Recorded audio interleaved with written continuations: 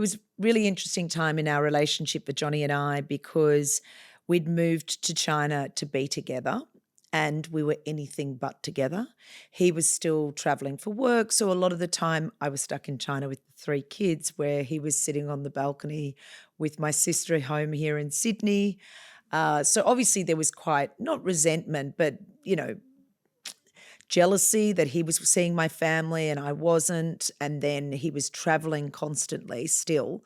So I was pretty much alone there as well, which didn't make it easy. And obviously I could never let the kids know that that was a problem because, we'd packed up our lives and moved there. So we really had to make it work. And I think what made it work for us was that we did create another family, and our family over there, as I said before, was our staff and our employees. And that for me, we saw their babies being born. We saw, so we really created over the years that we were living there this incredible sense of community and family. We used to do pizza nights on a Friday at our place.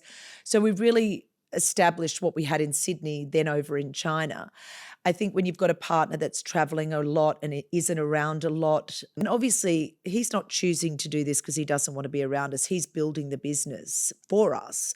And I think, explaining that to the children the whole time that, I know Dad's not here the whole time and he mightn't be able to watch you sport, but, how incredible is it that he's doing this for us and our future? And I think, selling things to children is super important. When they first went out to their schools, it was an international school, 3,000 students, so you can imagine how big it is. And it was a British school, so they weren't allowed to take their lunch. They had to eat the lunch that was there. Anyway, I ended up pretending they all had food allergies so I could let them take their own lunch because they didn't like all the rice and the things that were there. So them adapting and learning about other cultures, that was something in their school that was incredible. It was difficult for the kids and I. We had to travel 2 hours to and from school every day. That's how far away the school was on the highway. So rather than just, we could watch movies in the cars that we had. They had tables in them, but I used to think of fun games that we could play. So those 2 hours became this really incredible family time that we had together. And I mean, don't get me wrong, there were bad times as well where the dog flew out the window once on the middle of the highway and we had to flick it in, or someone needed to go to the toilet. That amount of time in a car, you can start to go crazy. But I'd do, little games like, what's a group of ducks called, ducklings, all these little games that we picked up. We would listen to music and sing, trying to keep those hours that it just didn't seem like it was, really tough. The kids would get on the bus sometimes of a morning as well. Obviously, if they had extracurricular activities, they would, stay longer. But what was the best thing about China was that family time that you did have. I eventually, with the business, went back to work, and I never forget my first day at work. I literally went into the office. I mean, our office consisted of 3 people. I'd translated a sign. No one spoke in the office, not a word. Obviously, everyone could speak English. That worked for us, but no one spoke. So I ended up putting a sign on top of the photocopier machine saying, it's okay to speak. And that was in Chinese. I had someone write that out for me. And I really wanted to develop a culture. Like our business in Sydney had a really great culture, and I wanted to develop that same culture. With Johnny traveling so much, it was really difficult because they never had that piece of him or that part of him. So in developing the culture, first day of work, I have come in, IE, who's the helper, I am kicking goals.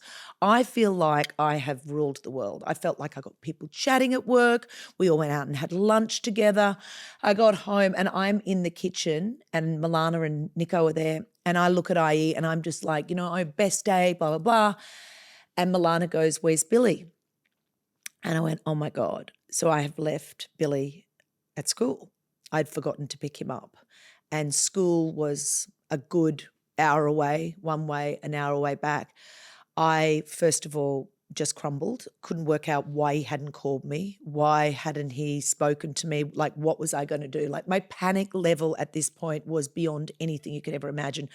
My kids I have never been 5 minutes late for them, ever. And I'm not kidding you. I know, call me a perfect mum. Here I now know by this stage it was about 5:30. He'd finished swimming at 4 o'clock. It was minus, 22 in China, freezing.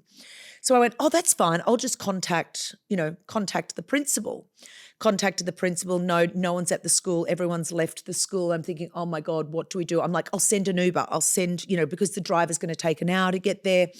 So I had, called a person that does all the translating for me and like, let's send an Uber, blah, blah, blah.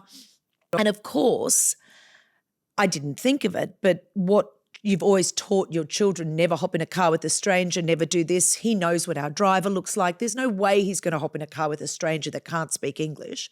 By this stage, the kids' Mandarin was starting to get better. But so I just went into full meltdown mode. I called Johnny. He was in Singapore. I said, this is all your fault. You've moved our family here. It was really, really hardcore because I knew, not because I didn't think he was safe, Billy, because Billy was 13, I thought that he would think something was wrong with me because I'm always there. I'm always on time. So anyway, cut a long story short, it got to about 7:00. The principal had gone back to the school, and we got we thought of the bus monitor because the kids, when they travel by bus sometimes, they'd have a bus monitor on there. So the lady that translates for us decided to contact the bus monitor. The bus monitor lady then contacted the security guard at the school. They went in and, oh gosh, I can't believe I'm still crying about this. They went in and found Billy underneath a chair inside the school because he was keeping himself warm and his phone had died. And unfortunately, he could speak to the security guard, which was great because he spoke enough Mandarin, but you can't remember your phone number. In China, the phone numbers were like 20 digits long. Anyway, due to this whole monumental fuck up that happened with Billy, we realised the whole school system was changed. Every child then carried a card with their phone numbers on it, with their contact details in Mandarin and in English. But this is not the end of the story.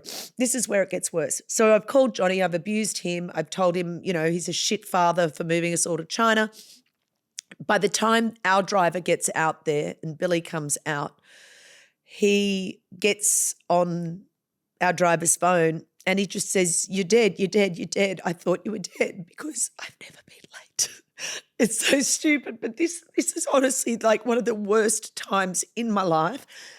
And you don't understand it. You think, oh, what, you forgot to pick your kid up from school. But it was all what had been going on in my life in China. Got there, unpacked, mastered the language. I'd do my shopping. I then, mastered the school. I became a parent at the school. The next day at the school, I was doing this whole Australia Day. Everything was like this. I was on this trajectory. I wasn't looking back. Even though my husband was away a lot, everything was still amazing. Then all of a sudden, the enormity of where I was living and what my children were doing on a daily basis came. Like the language barrier, the fact their safety was such a big concern because you can't just go and reach them. You can't just go and send a neighbour out to get them. It is an hour's turnaround trip. So the next day, I couldn't come back from this. I can't believe I'm so emotional. I couldn't come back from this situation very easily. So once Billy came home, it was all fine. I literally couldn't get out of bed. So the next day we had this, Australia Day thing planned at the school. But because I had been on such a high of I've accomplished this, I've accomplished how to get groceries, I've accomplished settling my kids into school, and I'd done everything and everything was so fabulous. Then all of a sudden, one little slip up like this with my child, my world came crashing down and I woke up the next morning. I couldn't get out of bed. I couldn't pretend that everything was all right again, which was, obviously I had to. So I took a day or so to get over it. And I literally was in bed. The enormity of the situation and the language barrier. And look, you can sit here and go, oh, what are you crying over that little thing? But I think until you've lived there, until you've experienced all those things, it makes you understand how vulnerable you can feel in another country, how vulnerable you can feel in a situation, and how much you realize that obviously your family means to you and your children mean to you. So it did, and even still to this day, that is something for me that is so such an emotional experience because, again, it was that whole climbing. I'd managed to go to work. I'd managed to, nail my day. I managed to have everything that's, going along so well. And then just to have things, dump again like that. And I suppose, with a lot of people, it's like, being able to get over a death or being able to get over, a tragedy that's happened in your life and you don't want to get out of bed and you don't want to, continue on, but you have to. And I know it wasn't, a death, but it's, obviously I have experienced death in my life as well. And I've had to be able to do that where you've had everything going along swimmingly and then things just crash. And then it's how do you pick yourself up again and how do you become positive again? And I think that's so important. And so many people do that for their family around them. I couldn't show my kids this continual vulnerability and this, get out of bed sort of thing. I mean, I did give myself though, it wasn't like I made a choice. I gave myself a couple of days in bed because I couldn't physically get out. I think I was so traumatized by what had happened. It really affected me. So it did take me a little bit to, get back down the track. But I look at our experiences in China and, what we all went through in terms of, some fantastic experiences. One day I'm standing in the foyer. I mean, this is just a little glimpse into, you can never explain what it feels like to live there, the sensory overload, the smells, it's just an incredible, incredible city. But one morning I'm standing there and I'm dressed to go to Pilates, and one of the expats said to me, oh, look, we're short of people at the blind orphanage. Do you want to come? And I'm like, yeah, I'll come. I won't do Pilates. Next thing you know, I find myself in this small room with 12 blind children. Some's had acid poured in their eyes. Some have had, all sorts of, disfigurements because of the one-child policy or, just generally what happens, I suppose. But all of these children could speak English because it was an American-run orphanage. And then all of a sudden, I find myself by chance at this orphanage, and then my children would come. And, there was one particular little boy who he couldn't walk. He was only 18 months old. And pretty much I like to think that I can win anyone over. I'm great with kids. But this child just didn't take to me. Like all the other kids I get along well with. And I never forget, I brought Billy one day. And Billy just sat beside me. And this small boy, dragged himself along the floor to sit on Billy's lap and just wanted to be with Billy. So, that experience for, my children, Milana and Nico and what they used to do at this blind orphanage, you just can't get those type of experiences by staying in your comfort zone and staying within your own environment. And I'm looking at Milana's college applications now, and it talks about, how for her service is now so important from seeing the effect that she had on those children in China. And she was 6 when we first went there.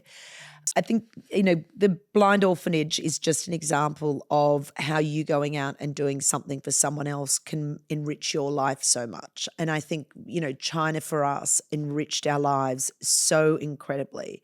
As a family, being close-knit, we probably wouldn't have been as tight as if we didn't spend all that time, together and indoors experiencing other cultures. And it is, you can always think of an excuse why not to do something. And I think, if a partner or you're thinking about moving to a new country or going somewhere different, it's really important that you can think of all the reasons why not to, and you don't even know the reasons why you should until you're there.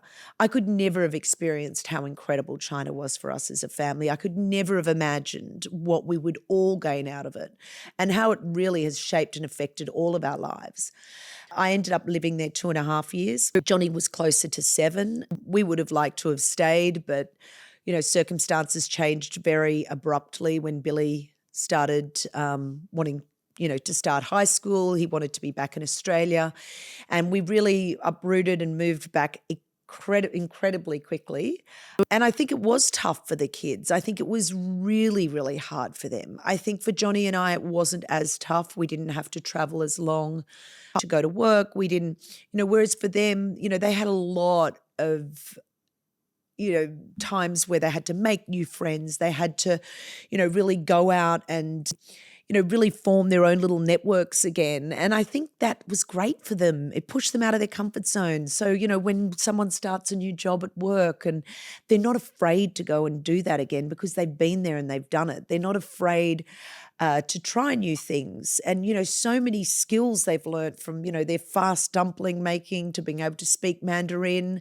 For me, I mean, how many times I've used that language now to help other people, or, I might see someone that's stuck somewhere, or, and I'm able to speak to them in Mandarin. So I think all of those experiences are so important in the way that it shapes you. So really, this episode's about accepting new challenges because, things, no matter what it is, it can be scary to make change. And I am the worst person with change. I love routine. I literally, for my first job, ate the same lunch, like this chicken wrap, for I think 3 years. I'm very much routine. But by pushing yourself out of that and taking a leap to do something you wouldn't normally do, you don't realize how great you feel within yourself. And I think Johnny and I's relationship, we spent so much time apart, due to his traveling. So you learnt to, when you're on the phone and, he's calling from another country and I've got a million things going on here and things mightn't be great when he's not here, but I wouldn't always tell him that. I'd say to him, oh yeah, the kids are great. Everyone's feeling fabulous. Like even today, he's in Singapore. And he called me this morning and he's like, what went on last night? And I'll only tell him the positives. And is that being realistic? I mean, obviously when he comes back, I'll say to him, oh, look, Milana had a shitty day and she didn't actually go to school till later. I'm not going to do that to him when he's away, a million miles away, and he can't do anything about it.